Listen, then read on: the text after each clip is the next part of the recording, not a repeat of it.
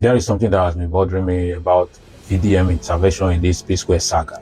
Now, VDM, I like you, I respect your boldness and a lot of the things you do. But on this particular matter, I think you have to ask yourself one important question.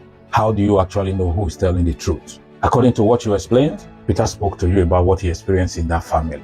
He told you how he felt he was treated by his brothers, Paul and Jude. He apparently showed you evidence and explained his side of the story. From your own account, some of what you saw was convincing enough that you were initially shocked and even felt sorry for him.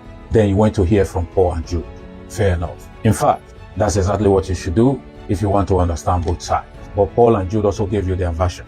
They apparently presented their own evidence and explained things from their perspective. Suddenly, they also appear to be the victims. And this is exactly where my problem begins. You have two opposing sides presenting evidence and telling completely different stories. So how did you determine with absolute certainty which side was telling the truth? Because at some point, you stop being someone trying to understand both sides and appear, in my opinion, and become an advocate for one side against the other. That is where I disagree with you. The same thing applies to Phino's story. You said Peter told you something concerning Fido and Jude. You then went to Phino and asked him about it. And Phino reportedly denied that anything like that ever happened. Okay, but why does Phino deny automatically means Peter was lying?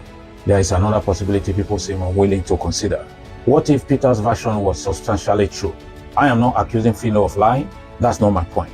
My point is that when two people gives you conflicting accounts, you cannot simply choose the person you believe and then present your conclusion as though the dispute has been scientifically settled. And this becomes even more complicated when you are dealing with a family feud that has lasted for several years. Let me tell you something about human beings. When two people have serious problems with each other, if you sit down with person A will probably give you 10 reasons why person B is the problem. And then go and sit down with person B will give you another 10 reasons why person A is the problem. Everybody remembers what was done to them. Very few people remember what they did to somebody else. That's human nature. So let's assume for argument's sake that Peter's allegation about how he was treated are true. Do you genuinely expect Paul and Jude to sit you down and say, VDM, my brother, Peter is completely right. We treated him badly. Everything he told you happened exactly the way he described it. Come on, he wouldn't say that.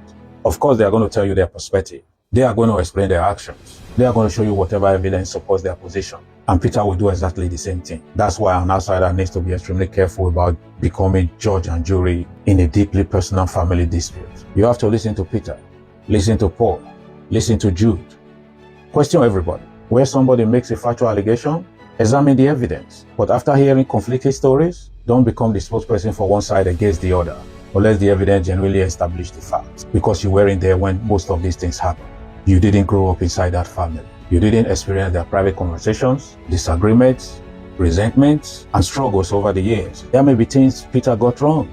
There may be things Paul got wrong. There may be things Jude got wrong. And there may be situations where all three of them genuinely believe their own versions of events. That's why VDM, there comes a point where you have to say, I have heard from everybody. I have seen what they have shown me. They have different versions of what happened. And ultimately, this is their family. Because once you move from investigating the disagreement to publicly fighting the battle for one side, you are no longer simply trying to establish the truth. You have become part of the conflict. And that's where I believe you got it wrong. Sometimes, the wisest thing an outsider can do in the family war is hear everybody out. State what can actually be verified and leave the rest for the family to resolve. Because brother, this is their family before it's anybody else's content. Peace.